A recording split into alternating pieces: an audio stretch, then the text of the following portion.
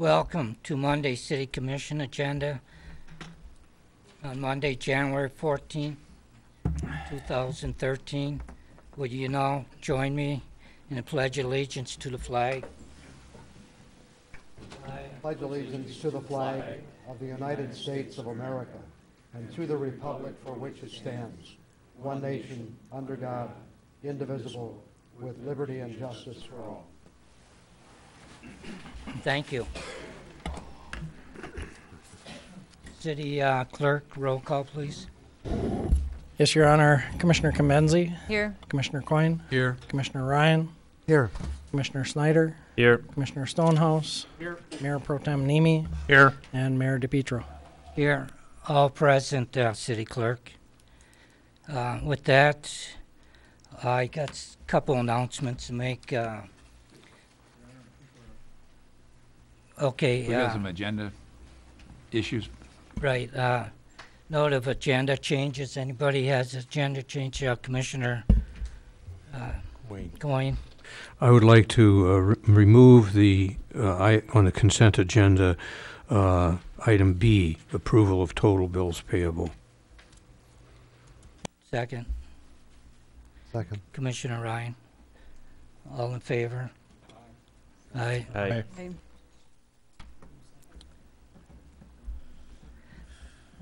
At this time, Commissioner Ryan, I assume we want to approve paying the make a bills motion with to the approve exception the- of the expense amount for Commissioner Nemi of $114 and some odd cents for travel reimbursement. okay.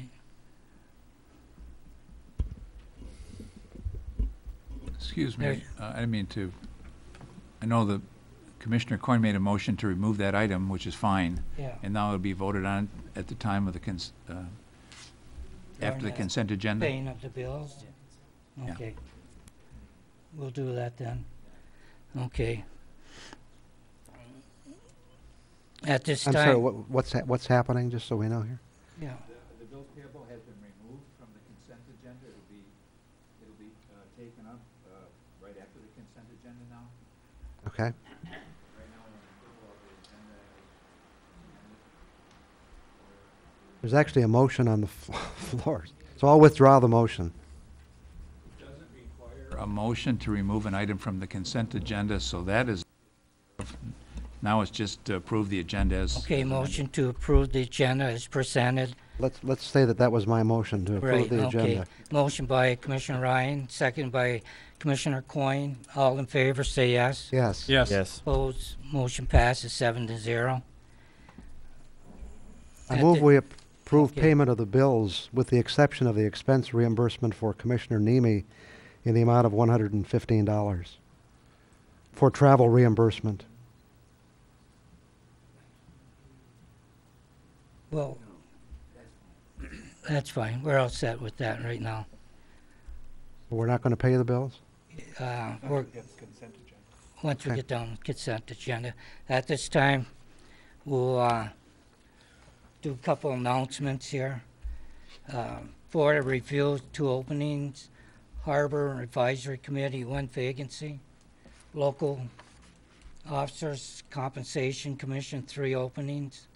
Park and Recreation Advisory Board, 1 opening. Regional Recreation Authority Business Plan Ad Hoc Committee, 1 alternate opening. Sister City Advisory Committee, 2 openings. Sustainable Community Ad Hoc Committee, Park and Rec Advisory Board Rep, 1 vacancy. Traffic Park and Advisory Committee, 1 vacancy.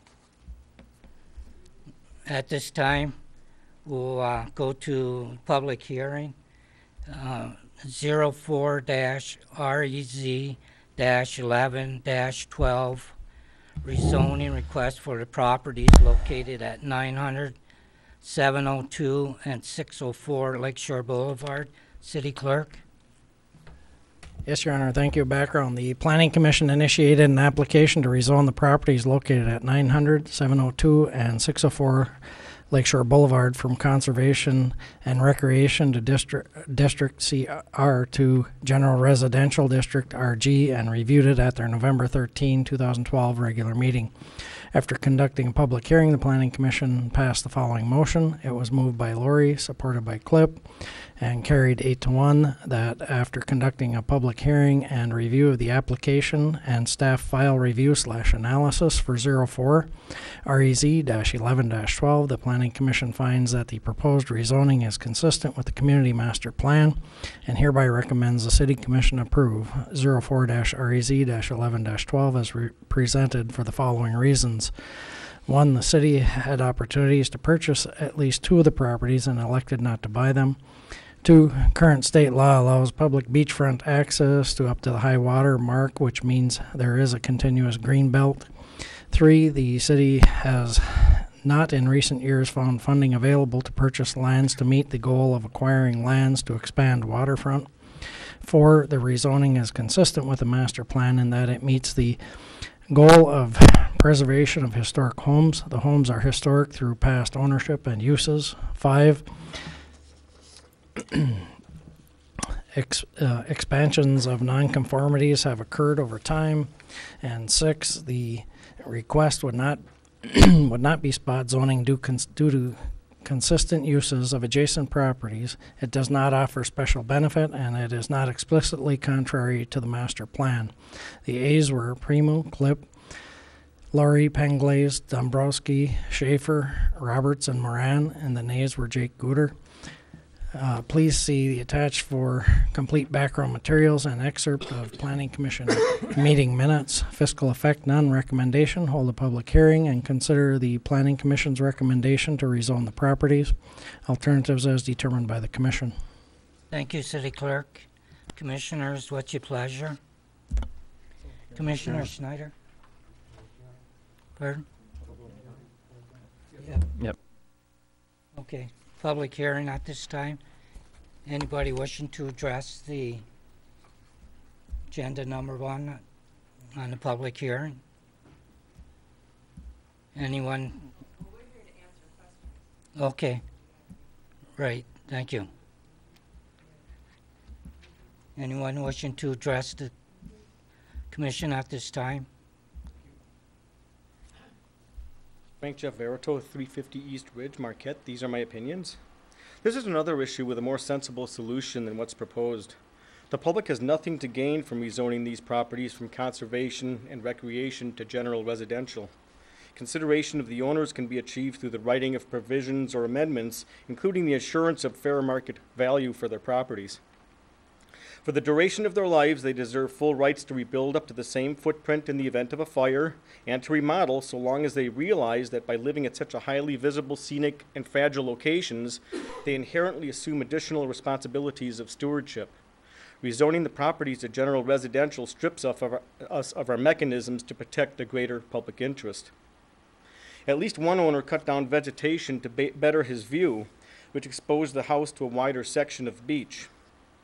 And he's landscaped a portion of public property to the south of his such that it looks like his own. A non-indigenous row of trees, in effect, separates us from our public space, and he'd purchased the property fully aware of the zoning. The people thank Mr. Gooder for opposing this proposal. Let us examine the other planners' 6 points of rationale as listed on your agenda supplement. 1. The city had opportunities to purchase at least 2 of the properties. Whether a short-sighted commission forfeited a previous right has no bearing on this discussion. The benefits of an uninterrupted beach weren't as well understood and sought after 20 years ago as is the case today. Nowadays, land use planners are better aware of the importance of continuous beaches and acquiring properties that don't conform to the overall general use of the immediate area. National Forest Service management uses a similar philosophy when conducting land swaps, at least they're supposed to. 2, there's already a continuous green belt. Although this claim is comprehensible, sand is not green and neither is water. The primary dune, the dune grasses, the beach experience, and visual quality are interrupted by these homes. They don't seem like much of a problem because we're so used to them, and they do not keep this from being one of the finest, most scenic urban beaches in the country. However, To understand their impact, you're asked to imagine the beach as pristine. Then one day you visit the beach and find those 3 homes there just as they appear now. The community would be outraged by the less natural appearing beach. Apologize. 3, funding has not been available to buy the properties in recent years. And 4, the change is consistent with the master plan in that it meets goals of preserving historic homes. Only 2 of those homes might be considered historic, as the northernmost is of contemporary design. No credible master plan would ignore the advantages of eventually providing a community lakeshore along the entire stretch. Any plan should incorporate long-term vision.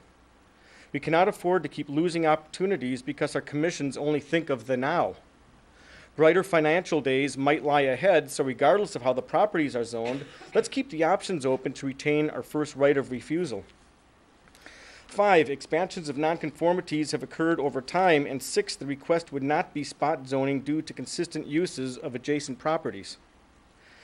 Your supplement omitted the fact that because the current zoning is conservation, a change to residential would constitute spot zoning. City leaders apparently didn't realize how popular this beach would grow. The values of a community lakeshore and of tourism are the driving forces behind progressive cities' ambitions to acquire such properties. Tonight is your best chance to demonstrate vision by announcing a long-term goal to eventually acquire those properties for the enjoyment of thousands, not just 3 families. And they're good families, incidentally. Please accommodate the owners via other means, keeping our long-term vision in mind. Anyone who studied these properties in the surrounding area will agree the area's ultimate use is conservation and recreation. To change the designation to general residential would fit at least my definition of spot zoning. From past public surveys, we cannot help but agree on the public sentiment regarding this stretch of beach. For the greatest good, our residents deserve first right of refusal on those properties, so to eventually provide us and visitors alike a contiguous beach from water to Boulevard. This is best assured by retaining the current zoning, or at least keeping this vision in mind should the zoning be changed. Thank you, sir. Anyone else wishing to address this public hearing?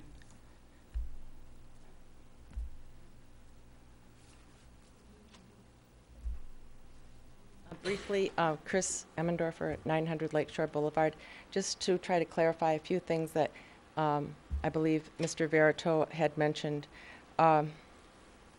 The property that he referred to as far as cutting down trees, that has not happened. A row of cedar trees were planted. Nothing has ever been cut down on that property since we've owned it 22 years ago. And the reason that those cedar shrubs are planted exactly where they're planted is because that's where we were told to plant them by the city arborist. When we talked to the city arborist about planting some cedars, there were these posts along the way, and he said to plant them between the posts. So they're there because under the direction of the city. The city said it would be okay for us to plant some wildflowers or flowers or just keep the property up.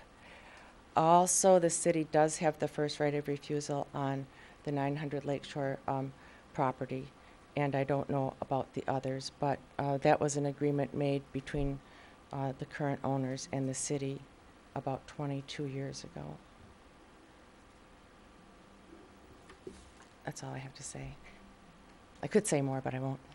Okay, thank you. Anyone else wishing to address this public hearing?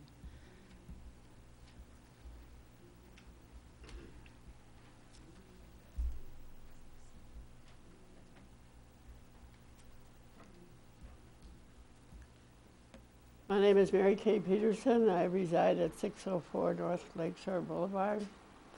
And one of the 3 properties that is up for rezoning request by, I guess, all of you guys. And I personally oppose this because I've lived there since the 60s, and it's never come up until when you first brought it up earlier this year. I'm a one-person resident there, and I have a lot of company in the summer because of the location of my house. And I would be very pleased if you would consider not rezoning this property. And it would certainly make my life a lot simpler. So thank you for the time. Thank you, ma'am. Anyone else wishing to address this public hearing at this time? Anyone else wishing to address the public at this time? Seeing none, I'll turn this over to my fellow commissioners. Commissioner Snyder. I move that we rezone the properties according to the Planning Commission's recommendation.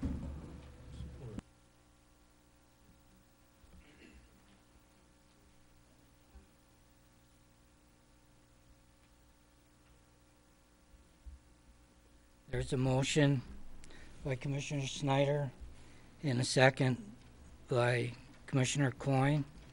Is there any further discussion? Commissioner Ryan. Oh, they haven't had a chance to speak yet. Oh, okay, I'm sorry. Go ahead. Well, I figure, one, making the motion at least gives us the opportunity to discuss it, and two, looking at the Planning Commission's due diligence on this and speaking with the property owners, I think that the current zoning seems to be unfair to 3 property owners. It almost seems more like it's spot zoning on those 3 properties to leave them in the zoning that they're currently in. And I believe that this is fair to them. I don't necessarily want to see anything that would really allow them to build or expand or in any way change how the public utilizes the beach and that area. I think that there is sensitivity there. But the zoning that currently exists on it, I definitely think is unfair for a property owner in the city. Okay, thank you. Commissioner Coyne. I'd like to defer to Commissioner Ryan. Commissioner Stonehouse. Okay. Did I understand 604 does not want to be rezoned?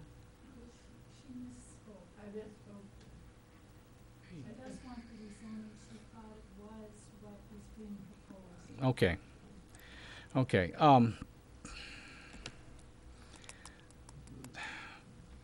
Perhaps I can ask Mr. Stakowitz to explain so I understand it more clearly why this is not spot zoning.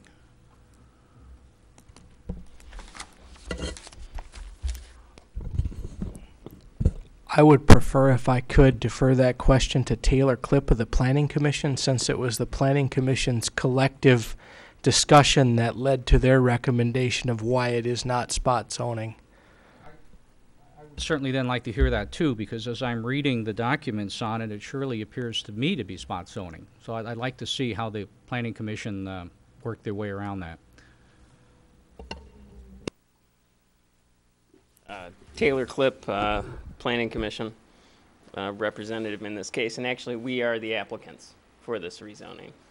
The homeowners are not. We felt that this was, and I will get to your question, Commissioner Stonehouse, but we actually felt that the initial solution for these homeowners was to possibly make some amendments inside the city master plan.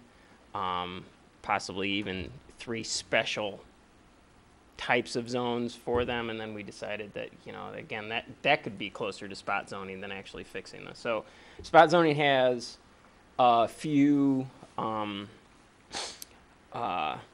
requisites. It has the first is that it's small, and this definitely fits the bill. This is a small parcel, or these are all small parcels of land. But at that point, we felt that spot zoning really fell apart. So special benefit. This offers a different benefit to the homeowners than they currently have. Because right now they're kind of up in the air. They're going to have trouble refinancing. They're going to have trouble rebuilding. But if you consider the wording of special benefit to be special benefit compared to other citizens, they actually have less of a benefit. And what we're doing is standardizing their benefit. Okay, they're closer to the lakeshore than anybody else, and they can, get their feet in the sand right out their back door. That's actually probably, could be a bad thing depending on how much you want to vacuum and that sort of thing. But The special benefit, we didn't feel there's a special benefit because through ownership, they don't have all the rights, usages, and that sort of thing that most citizens do. So that was our reasoning on special benefits. Consistent uses of adjacent properties. There's beach adjacent, and then there are homes adjacent. And across the street, general residential is the norm. So this is most adjacent properties actually fit in with what we're trying to rezone these properties to. The spot zoning is really, I think what they're trying to do is take islands and rezone them for special uses because, you know, certain citizens wanted special treatment or that sort of thing. And we're not giving special treatment. If you look at most cities' master plans, their maps, there are these little teeth that stick out of areas inside of the zoning or inside of zones where, you know, there's maybe a little bit of light industrial that starts in a light industrial zone and moves into a residential or a general business zone. And that's really what we're creating. It's just single pieces, but it's contiguous if we're going to look at how the master plan will look or how the zoning will look afterwards. And then the final piece is explicitly contrary to the master plan. And that's the big one. You know, that's what's supposed to guide all the decisions we make. And we felt that, you know, we've been doing this whole, actually I think I'm going to be standing up in front of you guys in a couple of weeks talking about the master plan review process. One thing we've heard from with all the citizen outtakes and community sessioning we've done and visioning sessions, this city is supposed to be a friendly city. It's supposed to be an easy city to live in, and taking 3 homes just because they're in a special place and saying, oh, by the way, you're up for grabs and we can take your property and really use it whenever we want to. That's the opposite of friendly, at least in my mind. And that's not the sort of city, I think, speaking for the Planning Commission, that we want to be in. And I think that piece of the vision is much broader than, okay, here's what the zoning needs to be. Here's where your arterial streets are going to be. This is supposed to be a place that people can live and enjoy, and there are a couple homes that in the city that, sure, they're on the beachfront, but they can't put a fence up all the way to the beach. The usage of the property, I don't think would change very much if they blew this area down and put in a couple more cedars and made it public land. It's actually kind of nice to have a break. I think you, in my mind, you appreciate the beach more. So that's why we felt that it is definitely not contrary to the master plan. Commissioner Ryan. I just wanted to make some comments. I don't know if... I can sit right back down. Yeah, okay. I look forward to us working with all you guys on the Heartwood project soon, by the way. Did you have any questions for us? No, I just wanted to make a comment that moves us along. I support this recommendation by the Planning Commission. These are obviously unique pieces of property, and we can't take this decision lightly. But on the other hand, I don't think that for that reason that we can continue to hold these property owners hostage. You know, these are people who own homes in our city, you know, and they should have a right to maintain those homes and feel a sense of ownership in those homes, not something that at some point can be taken away. And, you know, perhaps if we didn't have miles and miles of beaches that the city already owns, we might have to take a different look at it. But, you know, past commissions have said it's not in our interest to buy those properties. If it's not, then we certainly should let the homeowners feel that these are their homes and they have full rights to be there. And I believe this change in zoning will allow that to happen. Commissioner Coyne. Thank you. Well, I would like to thank the Planning Commission for their diligence and hard work for this application, and I intend to support the motion. I think to not do so really represents us not doing our job. We're here to represent the citizens and the public. And I think this as a process, if we were to allow this to continue, would be government abuse of 3 property owners, frankly. And I see no threat to the public interest by doing this at all. I will comment on why the city did not purchase this on 2 other occasions. I happened to be serving at that time, and we had a profound budget deficit. We cut $1 million out of the budget that year, and we did not have the money to do that. To buy those properties. It wasn't irresponsible or a bunch of idiots doing it. We had budgetary responsibilities, which is a little different than just speaking and saying things. We certainly have constraints now. And the amount that those properties would cost now would probably be 5 or 6 times what they were 25 years ago. I am also not aware as an elected official of the citizens being outraged other than one person tonight at the public hearing. That to me does not represent the city of Marquette at all. I'm not outraged by it every time I walk by it or drive by it. I think they're pretty nice looking homes, and I don't go through a litany of saying how awful that is, blah, blah, blah, blah, blah. I think actually the spot, I think this is presently spot zoning rather than, it's spot zoned now, personally, in my opinion. So those are my reasons for supporting it. Any other commissioner? Commissioner Cambenzi? Well, I agree with the motion, and I do plan to support it, but I do disagree with the Planning Commission's motion for number 6, and I do think this is spot zoning, but I think it's spot zoning that, when given consideration by this commission,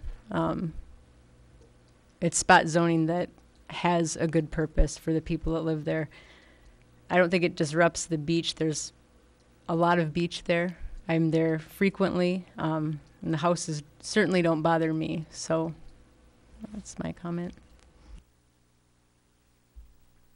Commissioner Nemi? Thank you, Your Honor.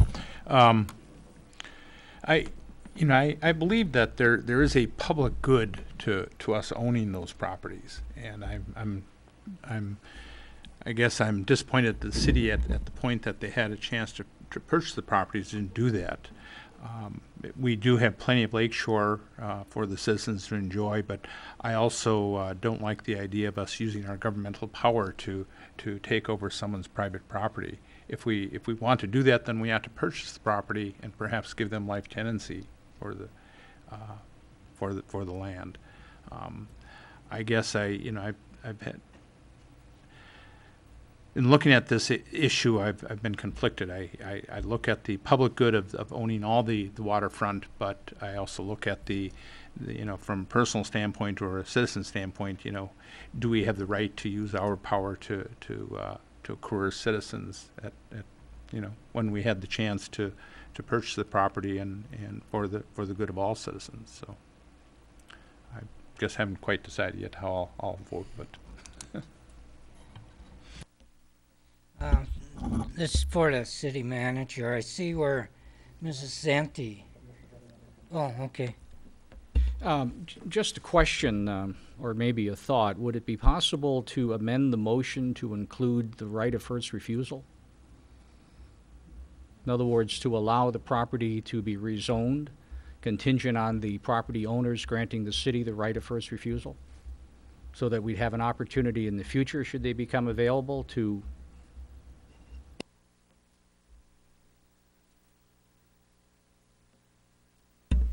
Yeah, I would want to research that issue, but my gut tells me we can't do that.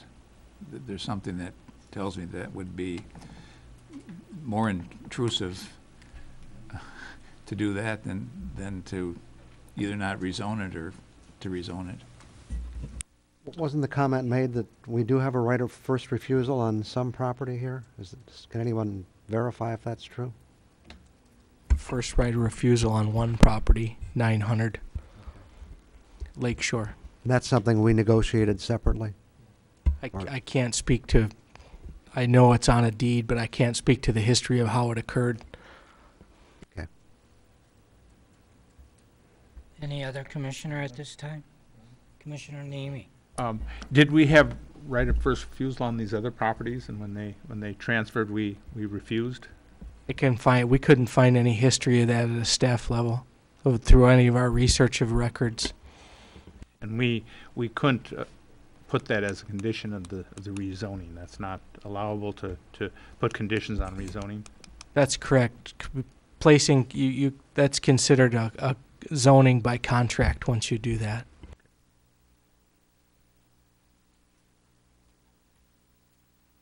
Any other commissioner at this time?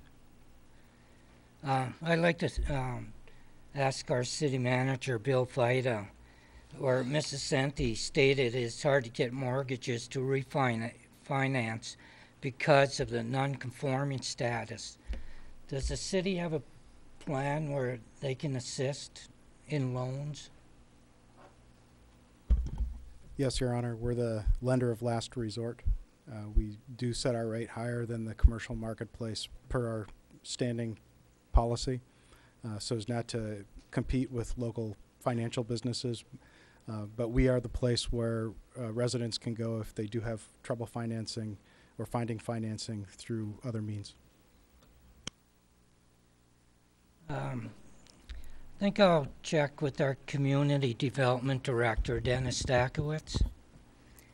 If this rezoning was to be passed and the house, one of these three homes or all three are sold in the future, can the structures be built higher and wider?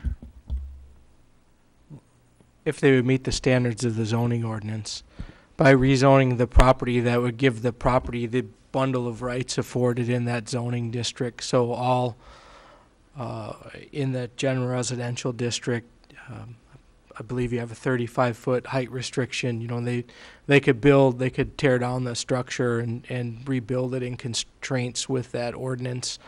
They also could add on to the current structures in accordance with the zoning ordinance and seek variances if applicable, which is something they're not able to do now because it's non-conforming. So presently, the way it is, should it be destroyed by a fire, tornado, flooding, whatever, they have to rebuild to that structure the size that it presently is? That's correct. And there is a limitation on that. It can only be, the reconstruction cannot exceed the current value of the structure only. So the rezoning would free them of that and allow them to go larger, bigger, taller, wider? The rezoning would afford them any of the rights permitted in the general residential district. Any other commissioner? Commissioner Schneider? As far as, you know, if it is rezoned to general residential, how much bigger does that allow them to go with where they're at? Besides the height of, you said, I think it was 35 feet. As far as the footprint, what does that do with footprint? Well, the variances can be obtained for any of the setbacks. You know, it'd be a matter of whatever plan they come up with and if they would achieve a variance. I mean, that's dependent on the Board of Zoning Appeals.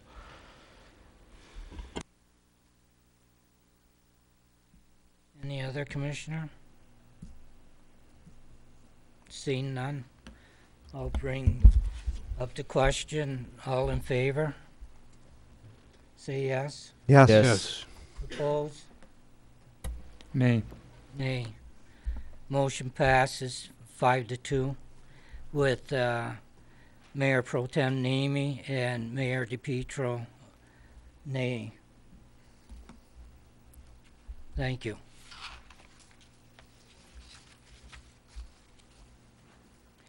At this time, we're going to have a presentation by Marquette Food Co-op by Natasha Lantz, Community Liaison. Thank you, Your Honor, and Commissioners. Thank you. My name is Natasha Lantz, and I'm the Community Liaison for the Marquette Food Co-op, and I appreciate the opportunity to talk with you this evening. Many of you have heard about plans for a food hub in the area. That word has bounced around quite a bit. So I'm just here this evening to make you aware of some of the things that are going on, answer any questions that you might have. Those of you sitting up front here have 2 pieces of paper in your hands. But I would, for those commissioners who are new, just like to take a moment to let you know why the Marquette Food Co-op might be so interested in something like a food hub. And I want to read from our end statements, which is like our mission statement. The Marquette Food Cooperative exists so that our owners, customers, and community have access to fresh and wholesome food and the benefits of a healthy, diverse, educated, and sustainable community. We ensure that local producers and growers are supported as part of a strong and vibrant local food network. Our owners, customers, and community members are educated about food and related issues. Our owners and customers will benefit from access to local, wholesome, and fairly traded food and goods. So it seems quite clear that the Marquette Food Co-op, at the core of our mission, is very interested in food and how that can be used in many different ways. If you look at the handout that you have that has the wheel on it, what that is it's a wheel of local food systems.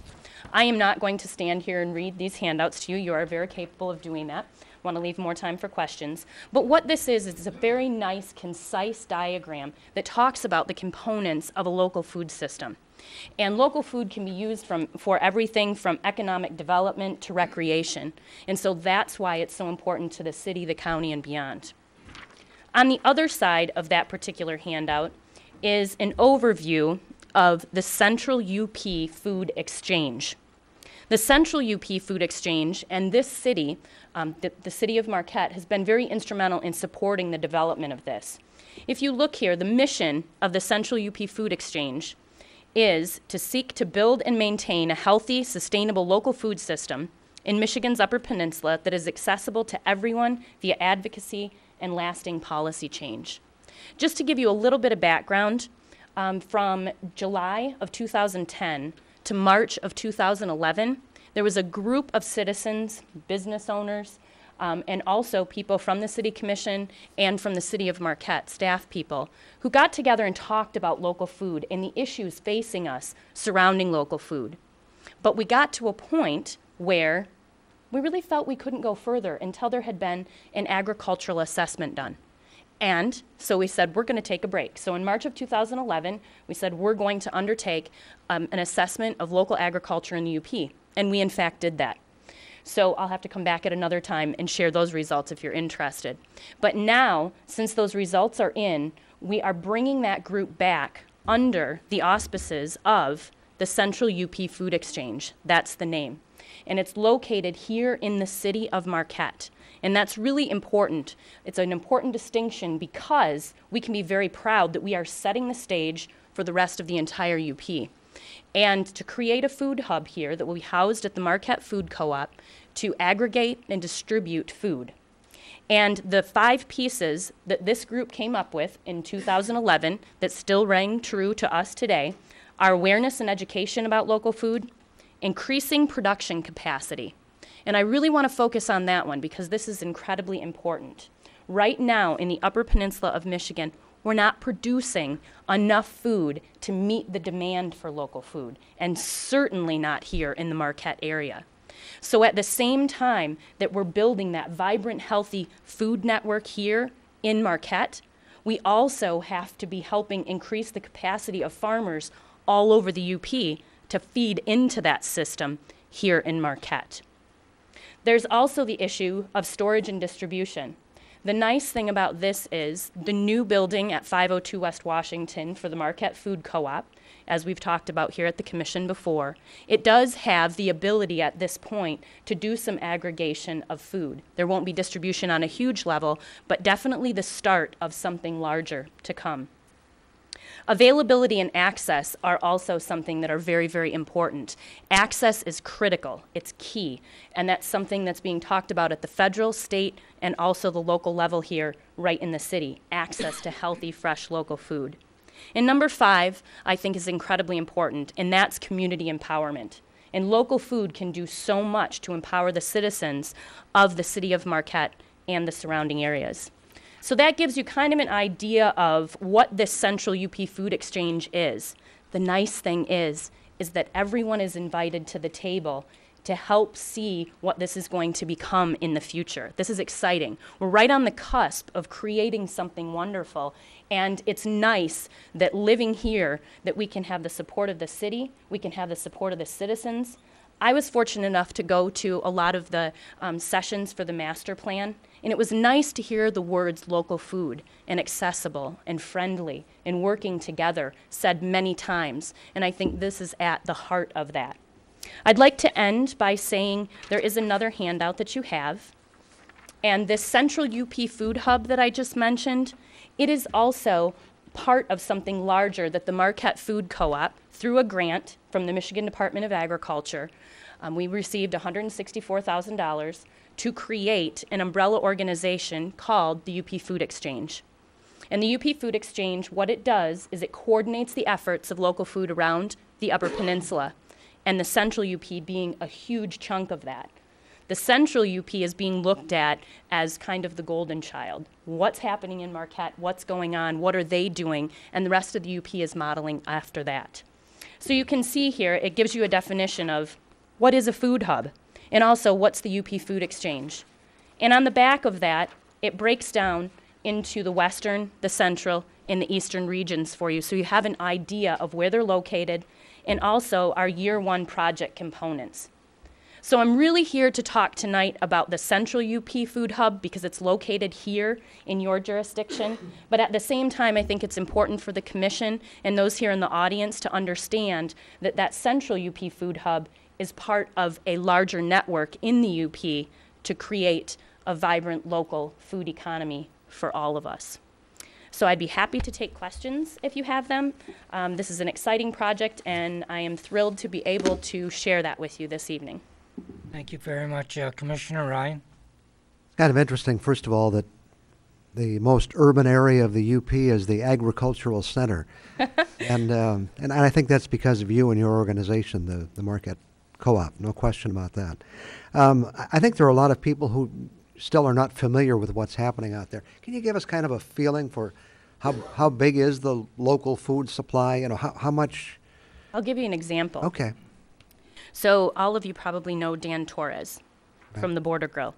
So Dan says to me, Natasha, you know what, I'd really like to purchase local food, at least some ingredients for my stores, even just one of my stores, 3rd Street.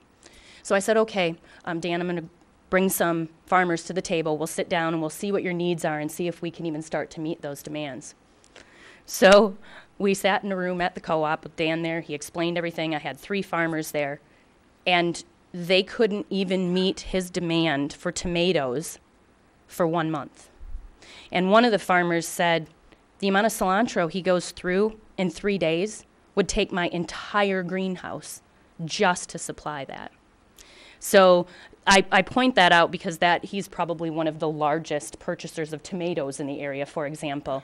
But the supply isn't even close to the demand. And what's challenging is so many of our restaurants really do want to purchase local. Right now, Marquette General Hospital very much wants to purchase local and is working with us on many levels, but it's a real issue because there just isn't enough being produced. So that's why it's so critical right now around the entire UP, not only to help beginning farmers, those who want to get into the business, get up and going, but also we found from the agricultural assessment that there's a lot of operations out there that want to expand to the next level, but there's some significant barriers for them. So we're trying to address those barriers so that they can increase production, so that they can start meeting at least a portion of the demand. I guess realistically, where can we go? You know, I mean, obviously we're probably never going to have enough tomatoes for Dan Torres. Of course not.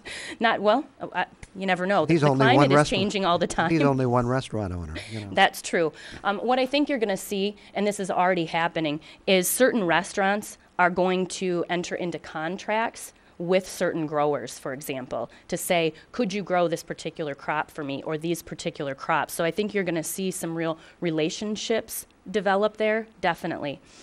So I think realistically, we're going to be able to grow the things that grow in the UP, our root crops, our hardy green vegetables. It's not going to be the tomatoes probably or the peppers at this point. We have to realistically look at what we can grow well and then ramp up that production.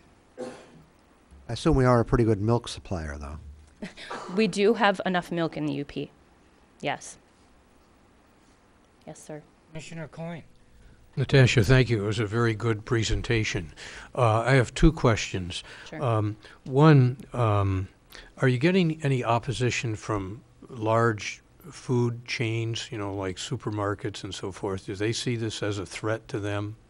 No, what they are trying to do is get in on the action. So what we're actually seeing is many of the larger chains, whether that be restaurants or grocery stores, that type of thing, they're saying, how do we get a part of this? So one of the things that the Marquette Food Co-op obviously prides ourselves on for years and years has been the development of those relationships with our local growers. I mean, we have pictures of them on the wall. We have, we go to their farms, we do site visits, that kind of thing. So what you're seeing is you're seeing some of those larger chains start implementing some of those same tactics to let the public know that they have that connection with their food as well.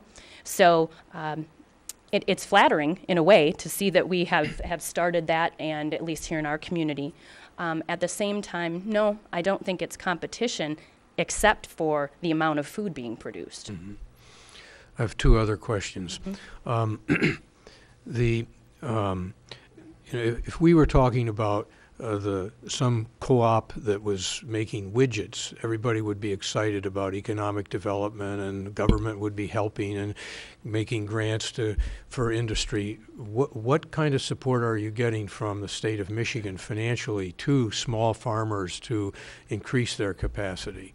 Well, I think a big thing is one of the first steps is this particular grant that we received to create the UP Food Exchange. Okay. And that was actually a value-added and regional food systems grant. It was the first time that had been offered was this last year, and it was $1 million. And what they did is the proposals could be up to $200,000. And they are to start the framework for things like we're doing at the co-op, because they really see the value in the small and mid-sized farms being able to aggregate their product to compete in the marketplace. So it's interesting, the whole concept of food hubs at not only the national level, but also the state level, they're being very, very supportive. And this is just the first step. Do you envision the next steps being helping small farmers get loans in order to enlarge and increase? Absolutely. I think that's definitely part of it. I think what you have is, as I mentioned also to Commissioner Ryan, is you have those farmers who want to get in on farming that are not currently farming, but then you have those ones that want to scale up. So through the UP Food Exchange, we're creating both of those things. We're doing farmer training. We're actually in the midst of offering farmer training right now. And then at the same time, we are looking at ways that we can help people scale up. Okay. My last question is regarding storage. I had the misfortune of going shopping at the supermarket the day after Christmas at 9 o'clock in the morning, and it was like nothing was there. And why? Because all the trucks were not there, and that made me think, well, you know, what happens if the truckers go on strike nationally, or disaster happens in Minneapolis, which is where we get most of our food from? We have no storage of any reserves. Now, is that relevant at all to this at all? Because, I mean, if that happened for 3 days, we'd all be going around eating shoes, you know, I mean, Well, there's nothing there. You're absolutely right, because the national statistic is there's enough food on the grocery store shelves in the average area to last a family 3 days. I mean, that's what it comes down to. One of the issues here is storage. So as part of the UP food exchange right now on the broader perspective in the UP, the Marquette Food Co-op has been designated as a storage space, so we'll have dry storage there where we can store things. On the eastern end right now, there is a business called Harmony Health Foods, and they're in the process right now of enlarging their area so that they can store local food as well. I head to the west end tomorrow to meet with a group of farmers and business owners because they're going to be looking at a spot in the western end. That's only the tip of the iceberg, and it's only a very small portion, but it is definitely part of the master plan, so to speak. Once we can increase that capacity, hand in hand, we need to also be able to store it. You're absolutely right. And if you look at things like your root vegetables, they store a very long time. I mean, if you look at the history of the UP with potatoes and other crops, absolutely. I mean, our foundation, our agricultural foundation was built on that. There used to be potato storage barns all over in the city, surrounding the city of Marquette, too. So I think it's kind of a rebirth of that same ideology. And I do want to add one more thing. A big piece of the central UP Food Exchange here in Marquette and wherever else people are working on local food, an underlying current comes down to that issue of food security that you're speaking of. That's why local food is so important, because most everything is trucked into the UP. I don't have to tell anybody that. And so if we can build a vibrant local food economy here, not only to feed ourselves, but also to be able to keep that money within our local systems, I mean, that's really the ultimate goal. Thank you. Any other commissioner wishing to ask some questions? Seeing none, thank you very much. Thank you for your time. Excellent presentation. Looking forward to seeing your new store opening and us too.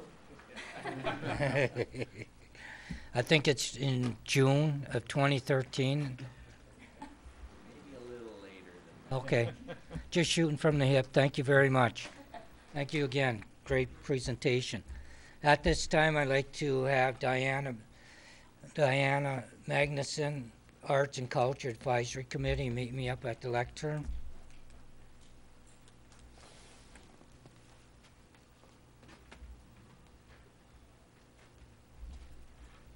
Here, Diana, get in the picture.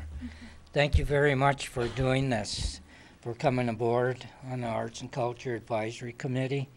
I know my fellow commissioners are very excited having you coming on board.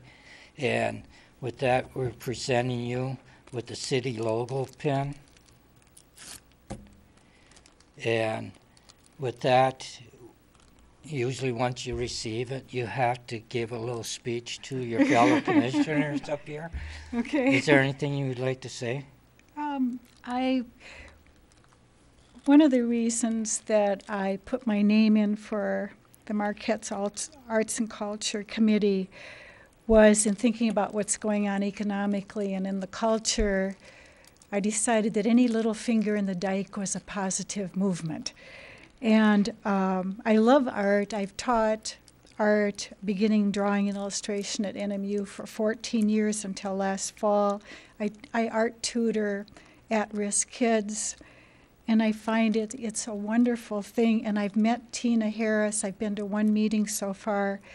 She's an amazing, creative, high-energy, go-for-it woman. And I think there are really good things happening in our future with that department. Thank you. Thank you very much for doing that. Could we have a round of applause for Diana? Thank you.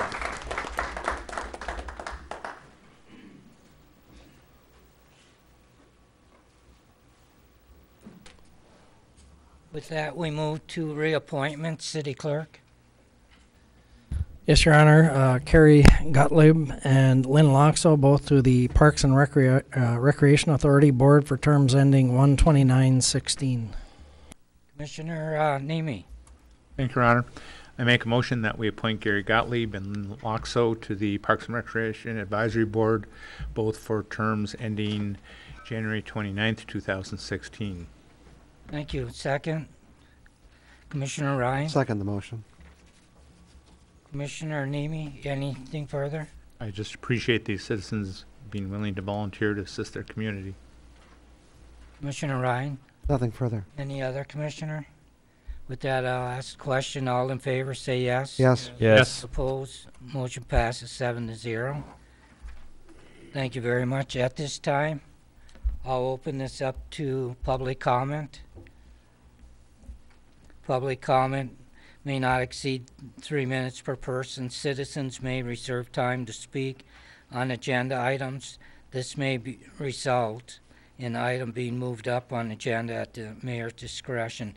Anybody wishing to address commission at this time?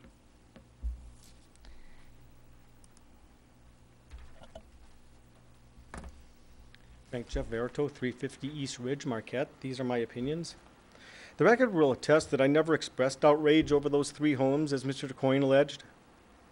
Nor did I accuse the Zenties of tree removal. They were weed whacking tall grass.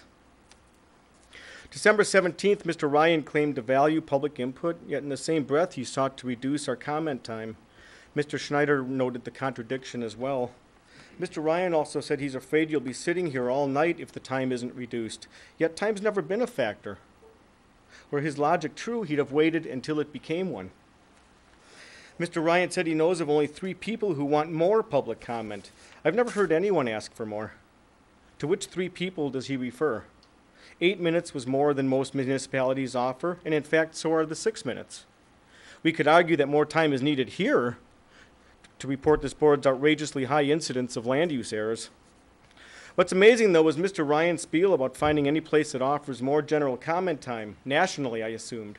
Marquette County offers up to 10 minutes of general comment. Mr. Ryan needn't have looked any farther than across the street. Regardless, for your stated reasons, you blatantly stole 2 public minutes, and there's nothing to blame but your own cowardice. One thing we'll almost all agree on is that nobody ought to be allowed to indiscriminately bash public officials, and no one deserves undue blame. If anyone past or present feels unduly blamed, please speak up.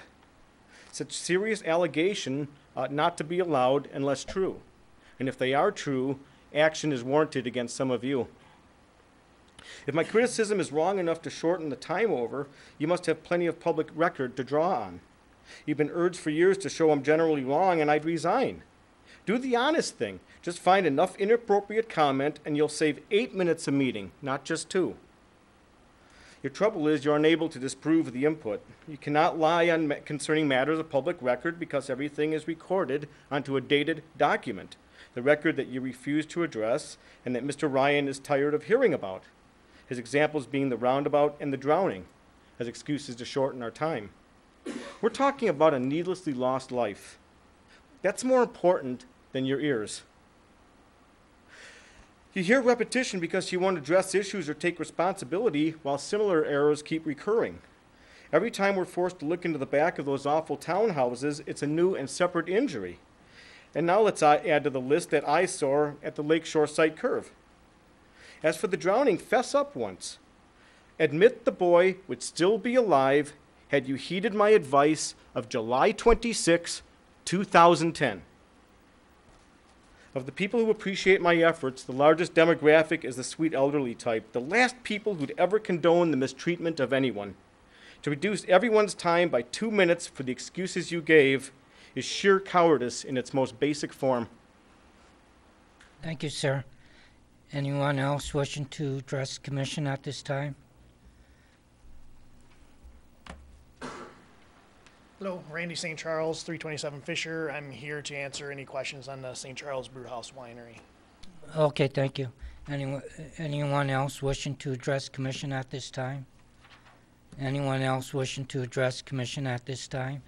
Seeing none, I'll close this portion and move to the consent agenda. City Clerk? Yes, Your Honor. Item A, approve the minutes of the December 17, 2012 Commission meeting. Excuse me. Item C, approve the a resolution from the Michigan Liquor Control Commission authorizing transfer of ownership of a small winemaker license to St. Charles Brewhouse and Winery LLC. Item D, determine that there is no advantage to competitive bidding and approve the purchase of 60 cases of pet waste bags in the amount of $3,345 from Intelligent Products Incorporated of Burlington, Kentucky.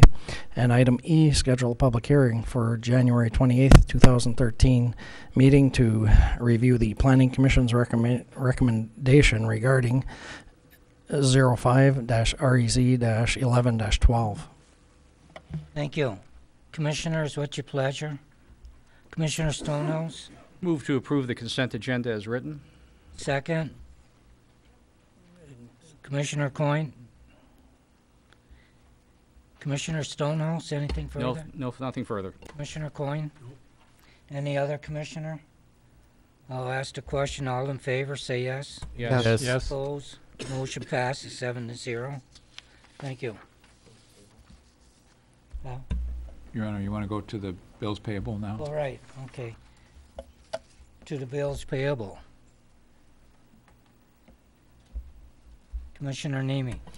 I'll move that we approve the bills payable sans the payment to myself for travel. Support. Commissioner Coyne. All in favor, say yes. Yes. Yes. Yes. Opposed? Motion passes 6-1. Thank you. Actually, it was one abstention. It's unanimous. Pardon? It was unanimous? Oh, go ahead. It would be the last bill. Let's see here. It says YMCA of Marquette County, Wednesday, November 2012 fitness class, $60. What is that?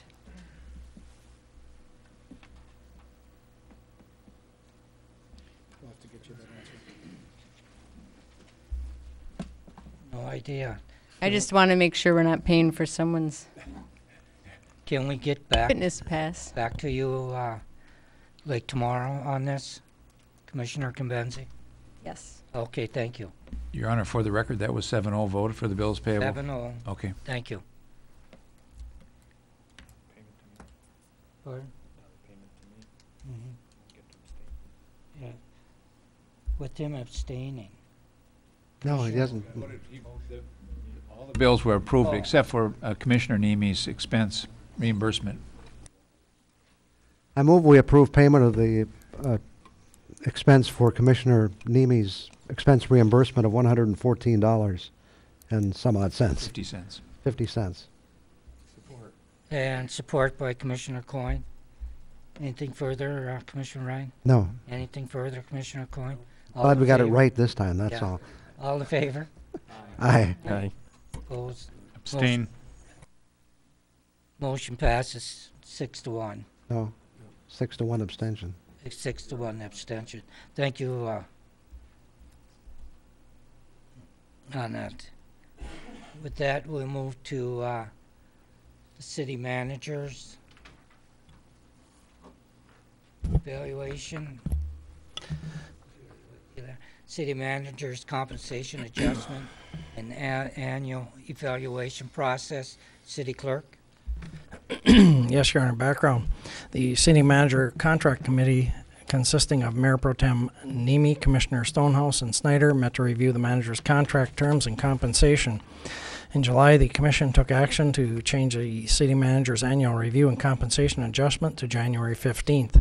However, at that time, the Commission did not set new goals and objectives, plus two commissioners were too new to render an evaluation. Thus, a formal evaluation was not completed at this time. Although our timing for evaluation purposes did not work out, we felt that an adjustment to the compensation and contract terms is appropriate. Following is an excerpt from the July recommendation to the Commission.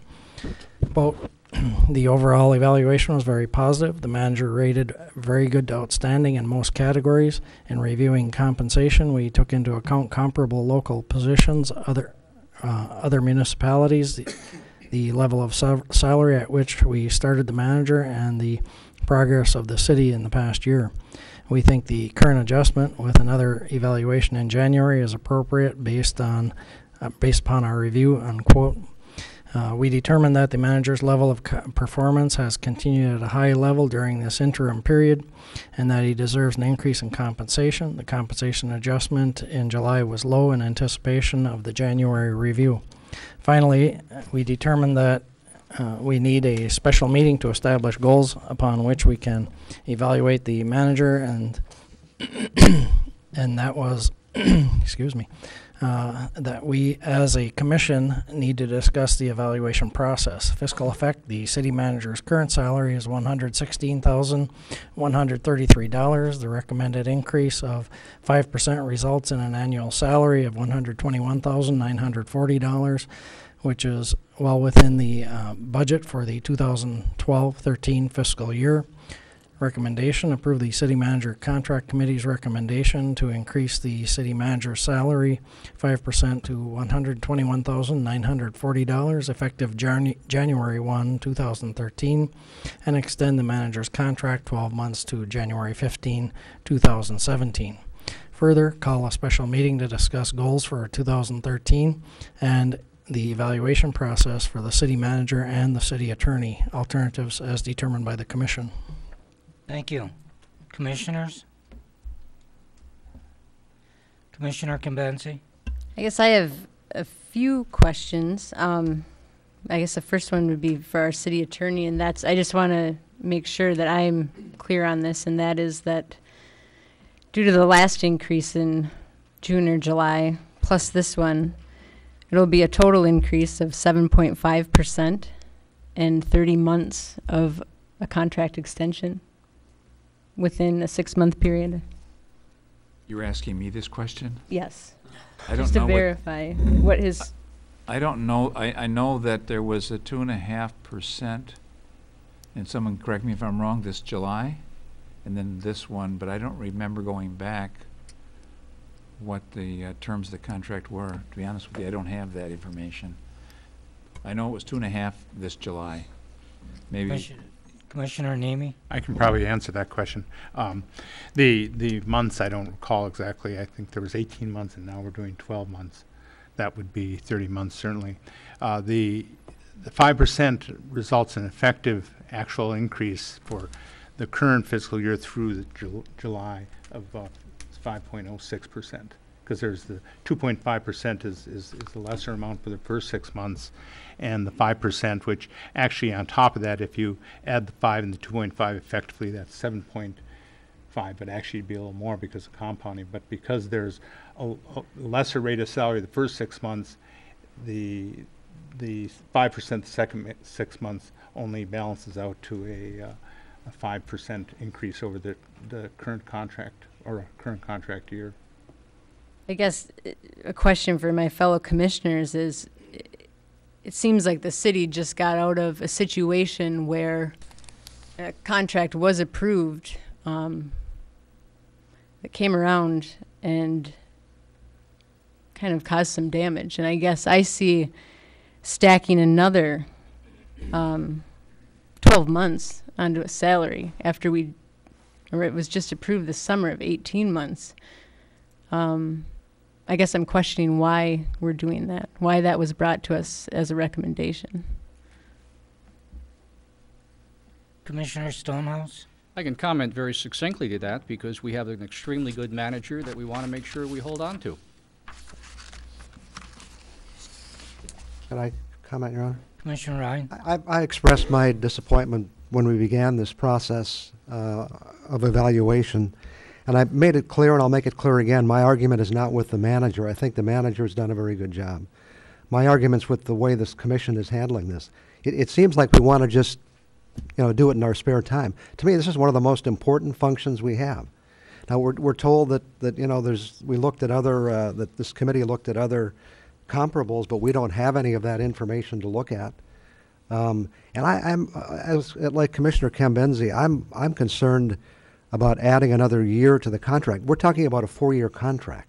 Nobody on this commission has a 4-year contract. We're talking about a contract that would extend to possibly beyond when any of these people are sitting here. And I think that's going too far. I don't care who the manager is. I think we have a good manager. I'd like to keep him. I want him to be fairly compensated.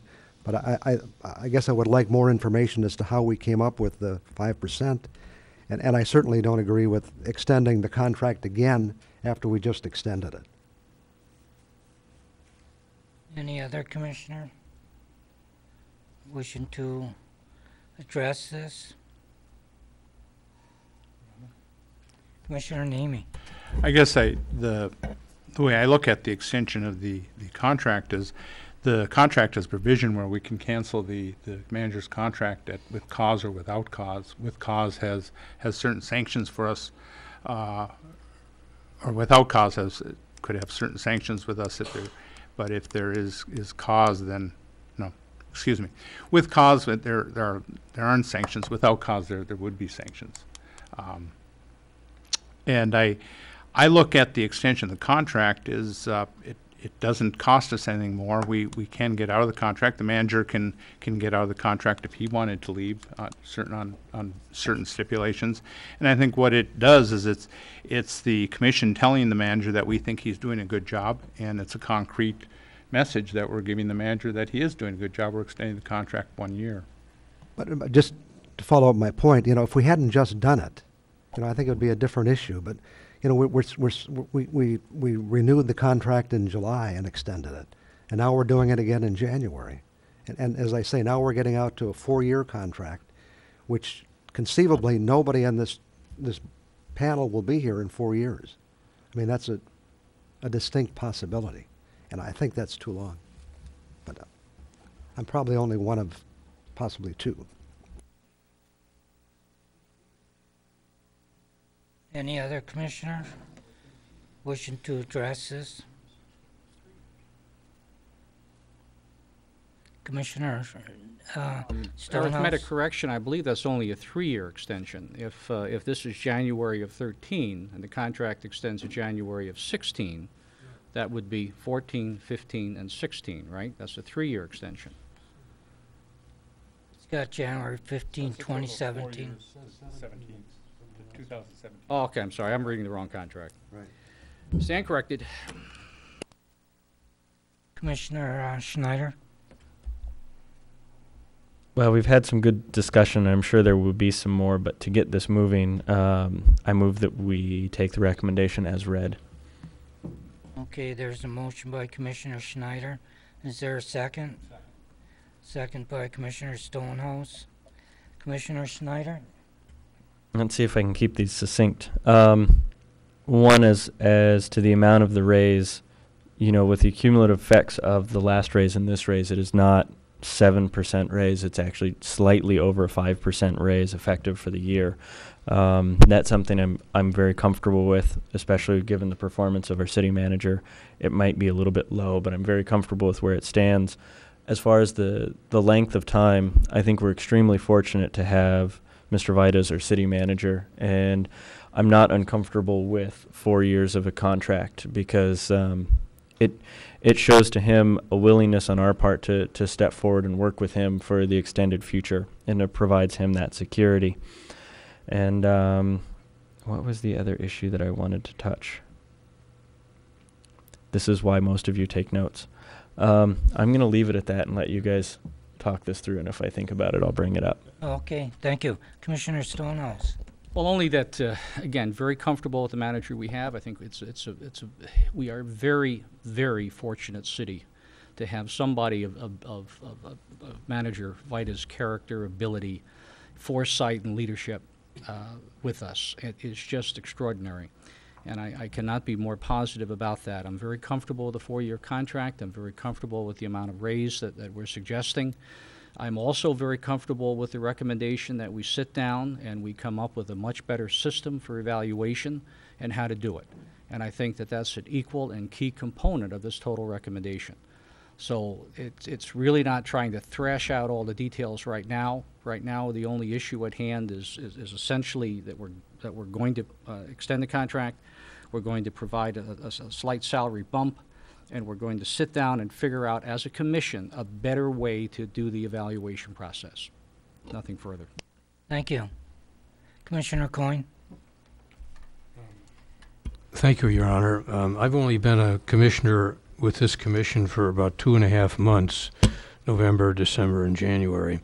I have had the pleasure of having 4 other city managers work for me as a commissioner, and I think I can judge, and in the past, certainly as all of you experienced as new commissioners, you're looking at the city manager kind of figuring out who is this person, is he any good, where are we going, and just in the past 2, and I did this very critically, and I don't feel it fair to totally put an evaluation on him, but compared to the other 4 managers, I am very impressed by his performance and his vision as compared to the other 4, and I certainly don't think the salary is in any way out of line for the responsibilities that he has or the size of the city, so I'm going to support the motion.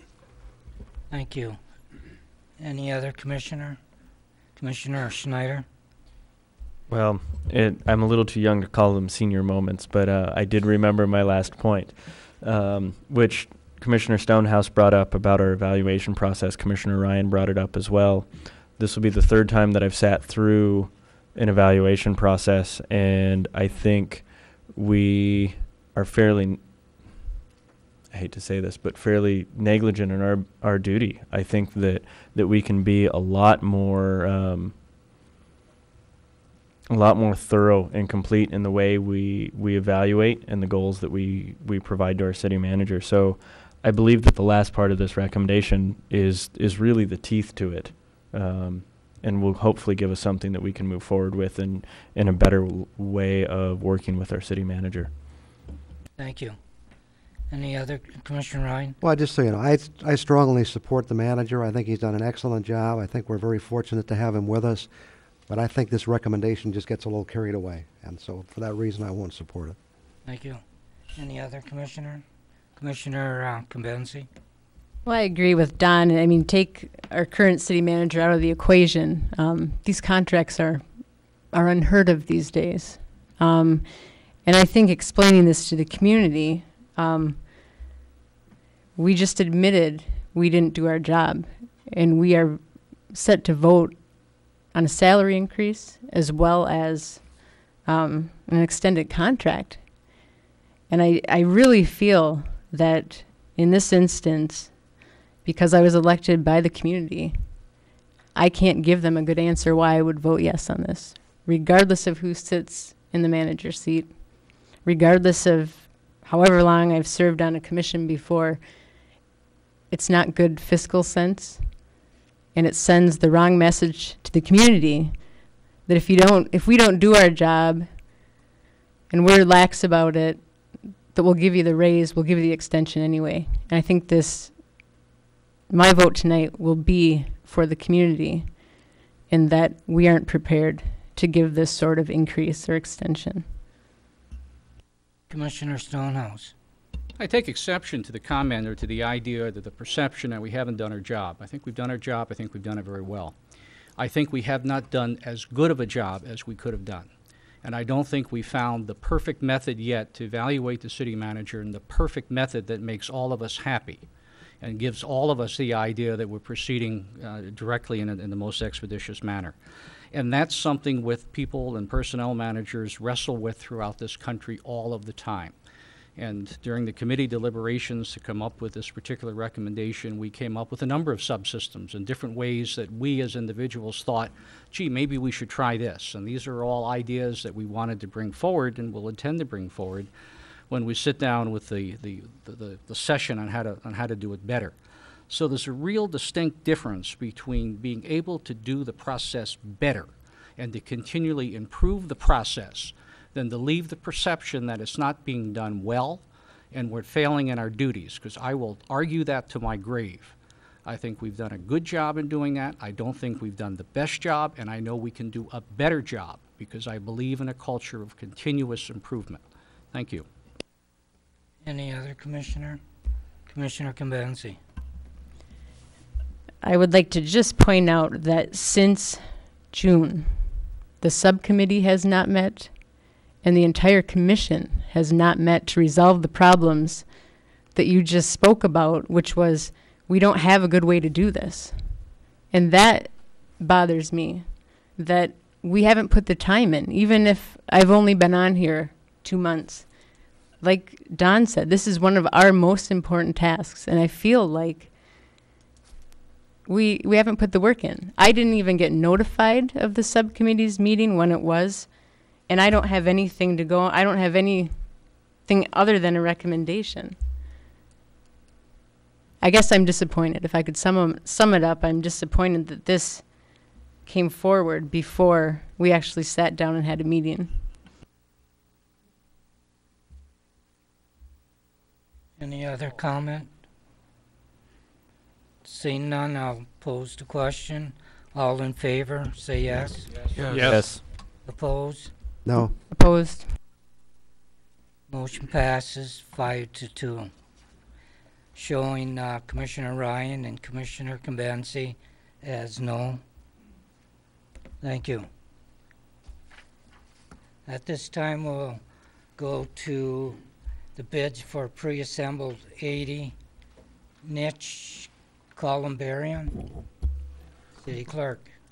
Yes, Your Honor, thank you. Background, the cremation interments have steadily increased at Park Cemetery, accounting for approximately 60% of all interments.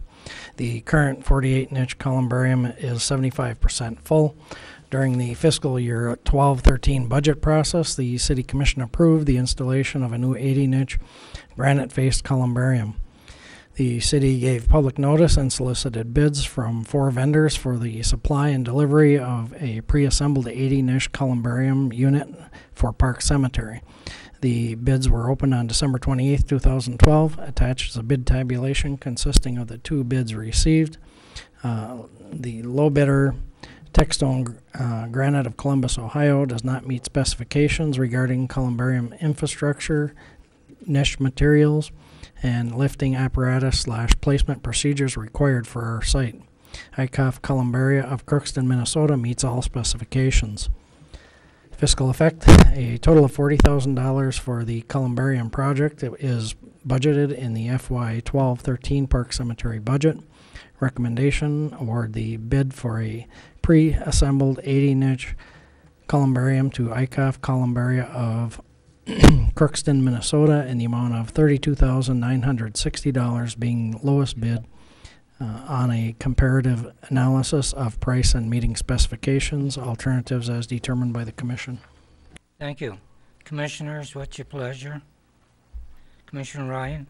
I'd like to move we award the bid for a pre-assembled 80 niche columbarium to ICOF Columbaria of Crookston, Minnesota, in the amount of $32,960, being lowest best bid on a comparative analysis of price and meeting specifications. Thank you. Is there a second? Commissioner Neal? I'll second the motion, Your Honor. Commissioner Ryan?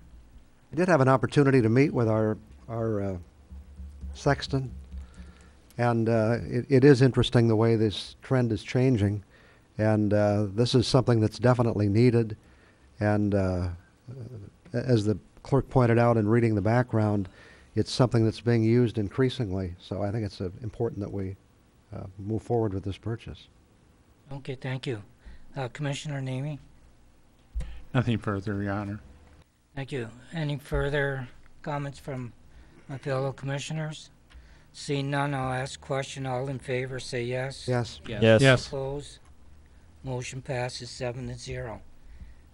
We'll go to agenda number 7, upgrade Geographic Information System software, which is known as GIS.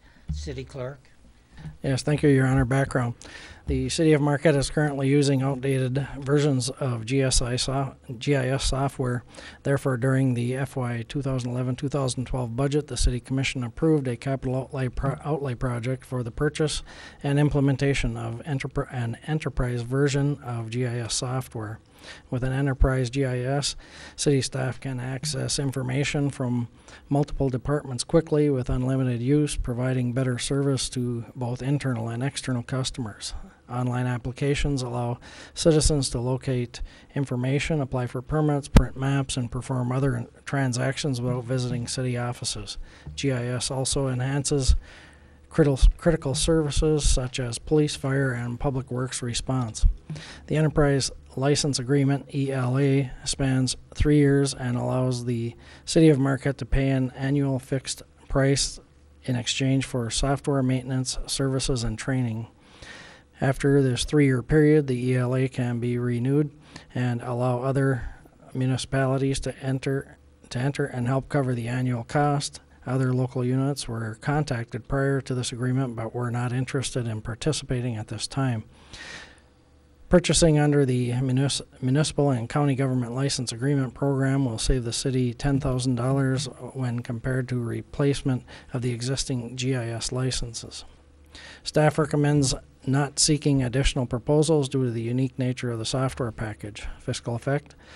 Funds were approved during the FY 11-12 capital outlay budget for the first year of operation. Cost per year is $25,500 with an obligation of 3 years. Additional funding request will appear in annual capital outlay request to provide the annual fee. Recommendation: approve the purchase of the ESRI software package by use of an enterprise license program for local units of government. Alternatives as determined by the Commission. Thank you. Commissioners, Commissioner Stonehouse.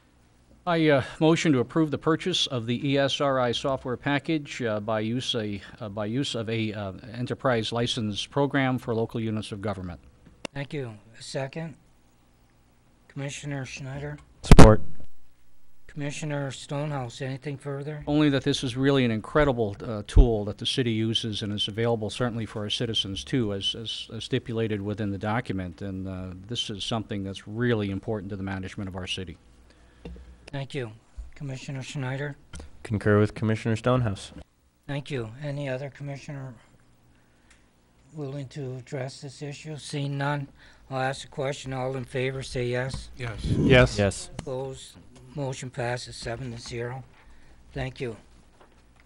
At this time, I'll move to public comment. Comment should be limited to 3 minutes per person. Anyone wishing to address the commission at this time?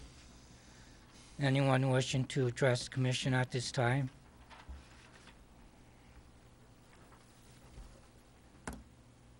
Frank Jeff Arato, 350 East Ridge, Marquette. These are my opinions. December 17th, after a presentation by the Nakamanen Trail Network, you entertained a vote to approve the concept of parking lot expansion without offering a public opportunity.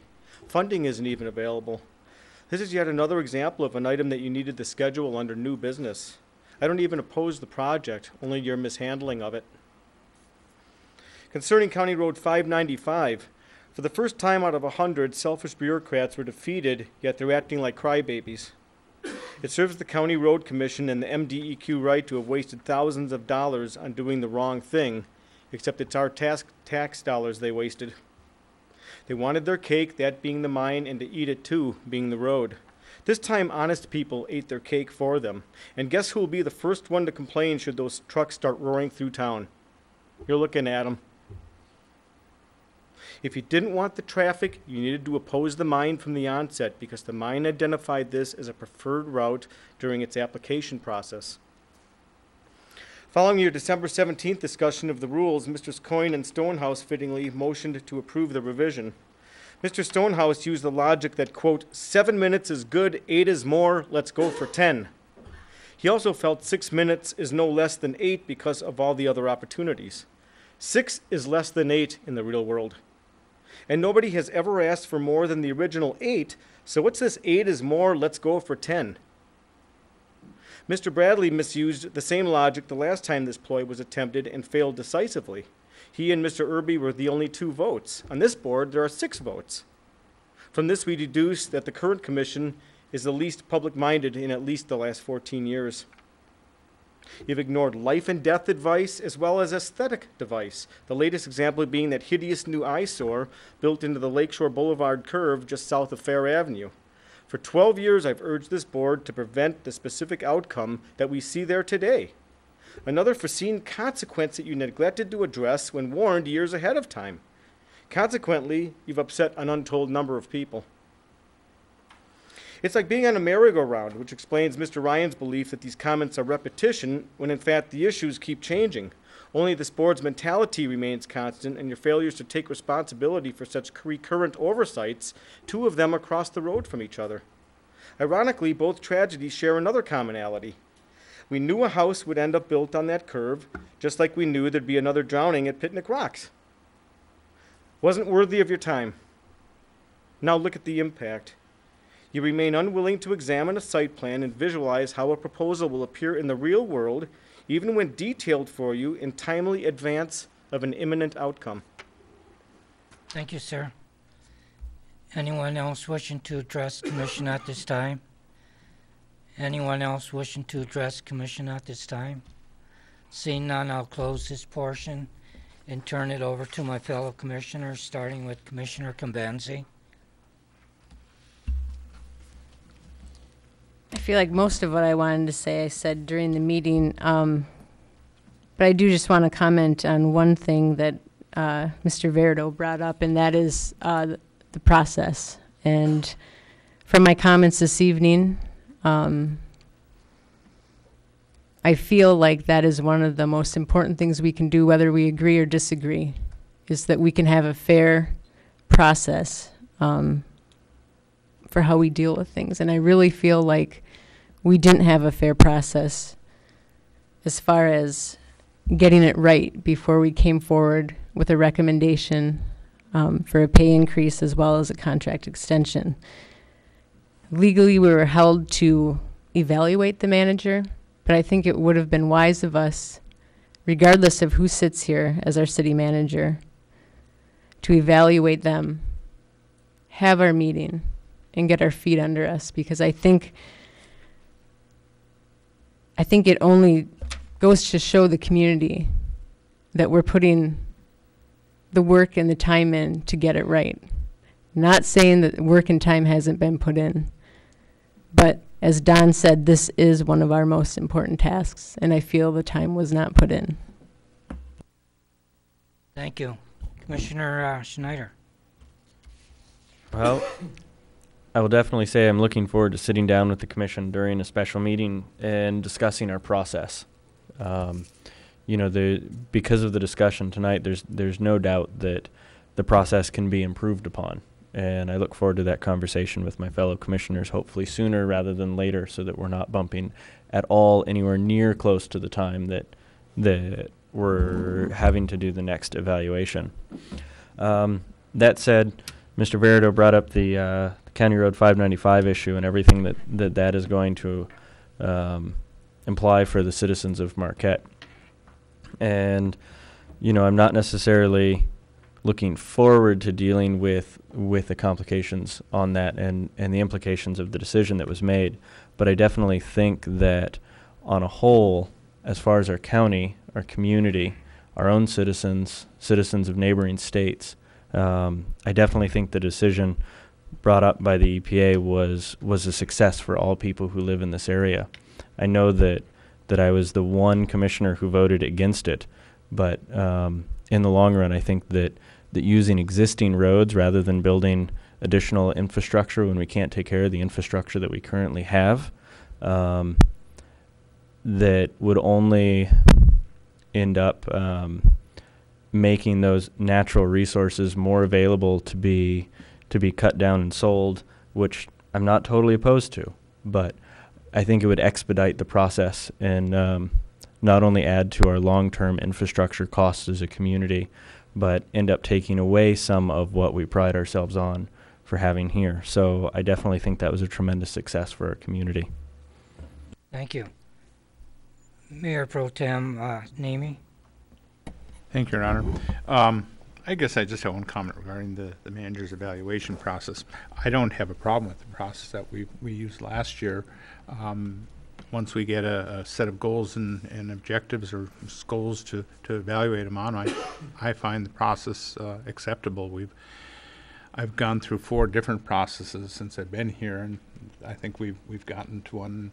And there's an alternative process that we as a subcommittee discussed, and we'll be getting some information on out to our fellow commissioners in preparation for the special meeting on a more sophisticated performance review that won't be see fruition within my tenure on the commission, because it'll be a little longer term thing. But you know, I guess it's one way we can look at it. But like I said, I'm satisfied with the process we have now. We just need the goals and to do it.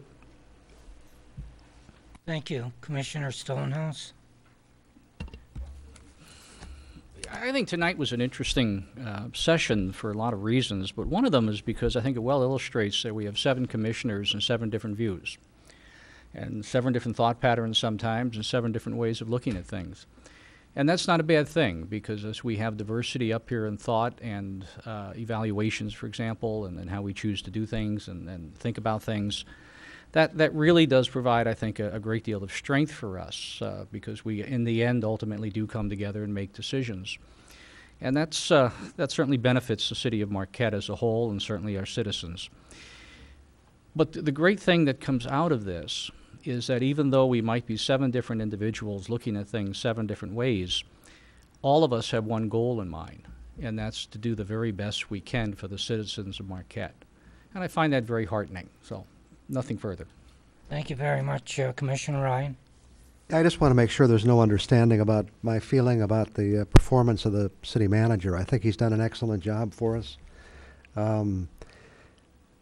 Occasionally, there are things he and I don't totally agree on, but that's as much me as him, and I think that's to be expected. That's not a bad thing. But I think as far as how this city is run, I think this city is run very well. I think it's something we can all be proud of. There's no question that this is a well-run city, and I would hold us up to any as a model for the way we've operated this city in the past few years. So again, just so there's no mistake, I have some issues with. I wish the committee would have shared some of the financial data with us. If there were comparables that were put together, it would have been helpful for us to see those as well. And I do have a problem with a 4-year contract, but that's me. I think I'll just leave it at that. Okay, thank you very much, Commissioner Coyne. I have nothing this evening. Thank you. I got a couple of anniversaries I want to throw out there. Tina Tregambo, she's a human resource assistant, and January 5th, she had her 15 years in. And she's the go-to person at the human resource whenever employees have questions. She's the go-to girl that finds the answers for them. And then we got Craig Marker. He's a police officer, and on January 5th, he also had 15 years in. And police officer Todd Duran, on January 6th, also had 15 years of service. Pat Norquist, the heavy equipment operator out of Public Works Department, on January 19th will have 15 years, and Kyle Karwalski, zoning code enforcement officer, January 30th, he'll have 1 year. And as far as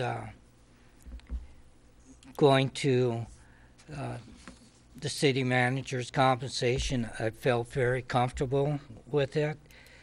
I've never heard so many residents be positive about the present city manager that we have for him. Whenever they have issues, whenever they want something to be corrected, they've come to his office. He has a wide open door for the public, for the employees, for anyone, even outside the city limits. He'll come in and mention stuff that they would like to see addressed. He has a 24-hour response, and that's not 3 working days or anything like that. This is 24 hours from the day that you come in and ask him questions, and he'll have that answer back for you the next day. And when I've been out of town and mentioned this, many community leaders said they never ever heard of a city manager having public session with the residents for 2-3 hours for them to come in once a month to address their concerns. A lot of them have concerns, but they don't like to come in front of the commission. They don't like being televised. They don't like the public exposure.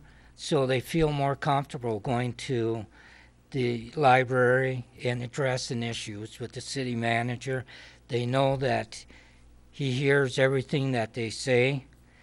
They've seen him call one of the department heads as they're addressing their concerns, and they know that he's on top of everything. So I feel very comfortable with this. I know Commissioner Convenzi had said that she was voted by the residents of Marquette. Well, all 7 of us are voted by the residents of Marquette for these positions. And we look at the big picture, not just a small picture. And we've been exposed to other city managers in the city of Marquette in the past, so we can pretty much see how things have gone south sometimes. And with this city manager, Bill Fida, he is very, very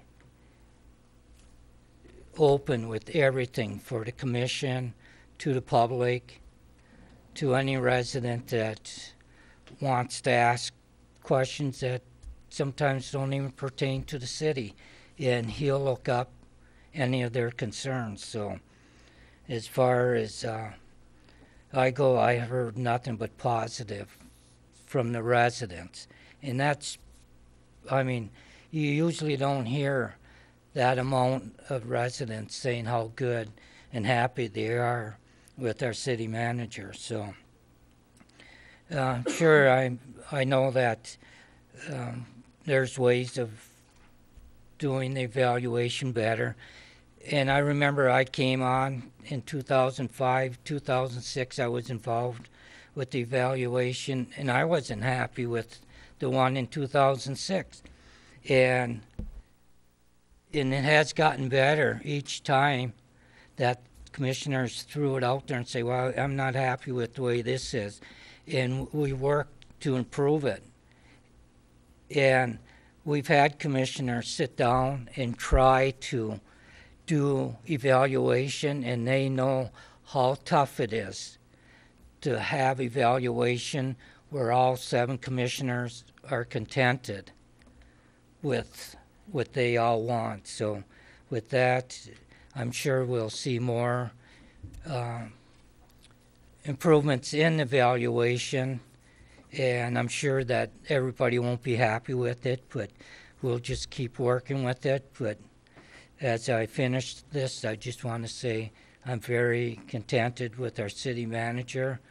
He's a 24/7 workhorse, and he deserves everything that we offer to him. So with that, I'll turn it over to our city manager, Bill Fida, for his comments. City manager. Thank you, Your Honor, and thank you, the commission, for everything that you've done and said this evening. It means a lot to my family. It means a lot to me. I'm deeply committed to the city of Marquette, and I deeply appreciate all of the consideration you've shown me this evening. When you hired me almost 3 years ago now, I promised you if I let you down, it wouldn't be for a lack of trying. And I'm grateful for the opportunity, as awkward as these sessions might be, to collect up your feedback, because if I don't have that as a basis for moving forward, I won't know if I'll be serving the community well or not. And so as we move forward, I'd like to make it clear that although these sessions can be awkward, that I'm grateful for the support that we're shown. I'd also like to thank the wonderful team that we have. They're equally committed to doing the best that we can possibly do for the city of Marquette. We have a lot of very challenging issues before us. I expect, on top of all the other things that people see coming up in the press about different activities that the federal government is focused on, different activities the state government is focused on, and how those eventually tumble downhill towards us. There will be a number of other things that are going to be before the commission this year that are going to be far more challenging. And it's my hope to serve you well through those, and hopefully to continue to make you proud of my service and your selection. So thank you again, and I have nothing further. With that, we're adjourned.